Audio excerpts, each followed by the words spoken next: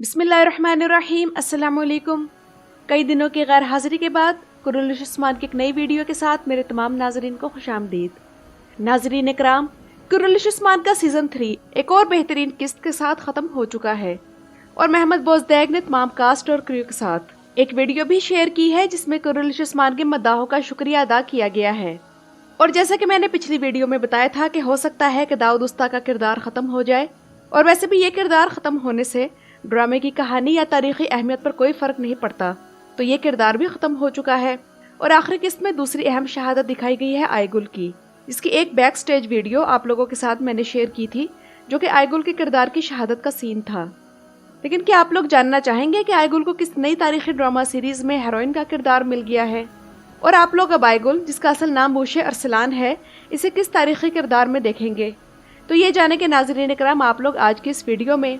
इसके अलावा सीज़न 4 में टाइम जंप कितना बड़ा होगा और कौन कौन से नए किरदार अगले सीज़न में आ रहे हैं, और बाला खातून की बहन का किरदार अदा करने के लिए किस अदाकारा को कास्ट किया गया है। तो आइए चलते हैं अपनी वीडियो की तरफ।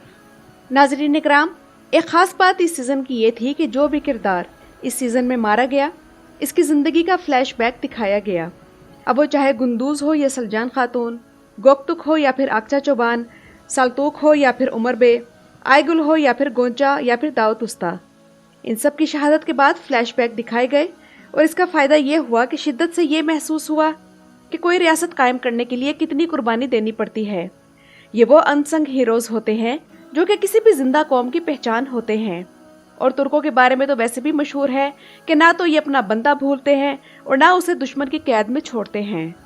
किस्त नंबर 98 में हमें येनी शहर की फतह देखने को मिली, लेकिन ये फतह एनागोल किले की फतह के लेवल की नहीं थी। शायद इसकी वजह यह थी कि एनागोल एक मजबूत फसीलों वाला किला था, और जबकि येनी शहर एक शहर था।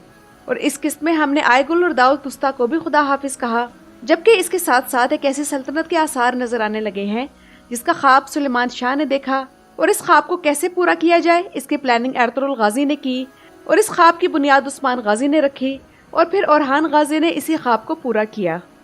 और नाज़रीन इकराम, अब अगर आयगुल के किरदार की बात करें तो सीज़न 1 से सीज़न 3 तक ये किरदार मुख्तलिफ सफ़र करता रहा है। आयगुल शुरू से अब तक उस्मान बे की वफादार और मुखलिस रही है, लेकिन इसके साथ वो नहीं हुआ जो कि उसने उम्मीद कर रखी थी, जिसकी वजह से इसने अपनी ज़िंदगी का एक बड़ा फैसला आलिशार बे से शादी का किया, जो कि गलत भी था। और हालात ऐसा रुख इख्तियार कर गए कि वो उस्मान बे के खिलाफ हो गई। लेकिन इस सूरत हाल में भी उसे अपने कबीले का ख्याल था, इसलिए उसने आलिशार के आदमियों और काई कबीले में लड़ाई रुकवाने के लिए अपना दुपट्टा फेंक दिया था। यहाँ तक कि जब आलिशार ने उसे थप्पड़ मारा तब भी इसे इस बात पर अफसोस नहीं था, और जब वो आलिशार के आदमियों से ताउन कर रही थी तब भी इसकी लीडरशिप की सलाहियतें नजर आ रही थी। हालांकि तब बेशक वो गलत तरफ थी, और जब उस पर आलिशार की असलियत खुली और पता चला कि वो इसके भाई का कातिल है, और दूसरी तरफ उसकी माँ उसकी नज़रों के सामने कत्ल हुई, तो वो होशो हवास खो बैठी। और फिर हमने सीज़न 2 में एक मुख्तलिफ आयगुल देखी, एक ऐसे ट्रेंड जंगजू जिसके साथ जहनी मसला इतना था कि वो अपने बच्चे को भी कबूल नहीं कर पा रही थी। लेकिन उस वक़्त सलजन खातून उसके लिए मसीहा बनकर आई और उस पागलपन से निकलने में उसकी मदद की। और फिर जैरकोताई की सूरत में उसे एक ऐसा मुखलिस शख्स मिला जो कि आयगुल के गुस्से को बर्दाश्त करते हुए जिंदगी की तरफ लौटने में उसकी मदद करता रहा। और इसके साथ साथ आयगुल के बच्चे को बाप का प्यार दिया, और आयगुल की जुबान की सख्ती अपने मीठे बोल की मदद से नरम कर दी। और नाज़रीन इकराम, जहाँ तक आयगुल की जंगजुआना सलाहियतों की बात की जाए तो कई बार आयगुल को फाइट करता देखकर मुझे खौला बिनते अजवर रज़ियल्लाहु ताला अन्हा का ख्याल आता था कि एक ड्रामाई किरदार अगर इतनी अच्छी जंगजू हो सकती है तो खौला बिनते अजवर जब अपने भाई हज़रत ज़रा रज़ियल्लाहु ताला अन्हु को रूमी ईसाइयों की कैद से छुड़ाने गई तो वो कितनी बहादुर होंगी।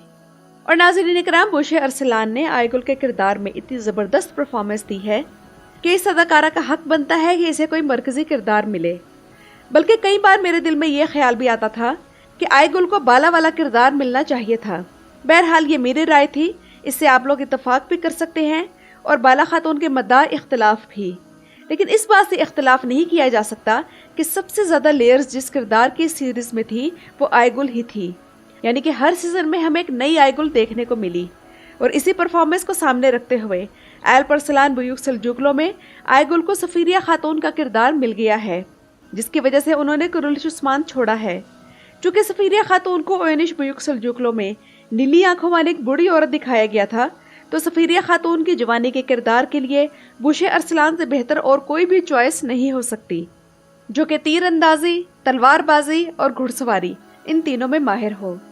और एल्प अरसलान बुयूक सल्जूकलों के प्रोड्यूसर एमरे कोनक लकी हैं कि इन्हें महमद बोज़दैक की ट्रेंड की हुई एक अदाकारा मिल गई। और मैं बारहा अपनी वीडियोस में आप लोगों को बता चुकी हूँ कि बोज़दैक प्रोडक्शन के अंडर जिन अदाकारों ने और अदाकाराओं ने काम किया है वो हाईली डिमांडेड होते हैं और इन्हें किरदार भी मरकजी ही मिलते हैं। आप लोग गोप्तुक को देख लें, क्योंकि उसने तब ड्रामा छोड़ा क्योंकि उसे भी एक ड्रामे में मरकजी किरदार ही मिल रहा था। और अब हम आयगुल को भी सफीरिया खातून के रोल में देखेंगे। और जहाँ तक बात है कि आयगुल और जरकोताई की जोड़ी कैसी थी, तो नाज़रीन इकराम, आयगुल अपनी ज़िंदगी में जिन तकलीफ़ों से गुजरी कि इसकी माँ, बाप, भाई, सहेलियाँ, रिश्तेदार सब कत्ल हुए और उसका शौहर भी गद्दार निकला, तो फिर जरकोताई उसकी ज़िंदगी में आया और उसकी तारीकियों को रोशन कर दिया। और इन दोनों अदाकारों की केमिस्ट्री भी बेहतरीन थी। लेकिन यहाँ महमद बोज़दैक से एक गिला ये करना बनता है कि वो उस्मान गाजी के जंगजुओं की बीवियों को ही क्यों कत्ल करते हैं। हालांकि तारीख में तो हम यही सुनते आए हैं कि मर्द जंगों में लड़ा करते थे और उनकी बीवियां बेवा हो जाती थी, लेकिन यहाँ तो हिसाब किताब ही उल्टा दिखाया जा रहा है। और जिन मद्दाहों का यह ख्याल था कि आयगुल ने सलजान की जगह लेनी थी इसलिए इसका मारना गलत है, तो नाज़रीन इकराम, सलजान खातून की जगह या तो आयशा लेगी या फिर मलहुन खातून। तब भी आयगुल की कोई जगह नहीं बनती थी।